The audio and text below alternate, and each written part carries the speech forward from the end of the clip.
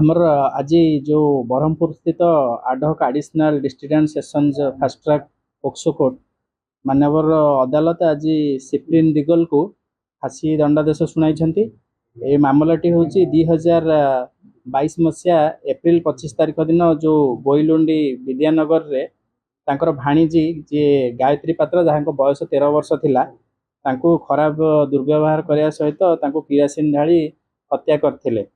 एवं ए मामला रे टोटाल सरकार तरफ 13 जन साक्षींकर निया जाइथिला बयान एवं पूर्वर से स्त्री को मध्य हत्या करके फुलबाणी जेल ले थिले एवं सेठारे जिते पारोल ले आसीथिले सेतेबेले भौणी घर जो आसते से समय घटनाटी घटी जहाँ नहीं बीएनपुर थानार 117/22 नंबर केस रेजिस्टर्ड होता। आज मान्यवर अदालत 302 दफार फांसी दंडादेश शुणाई।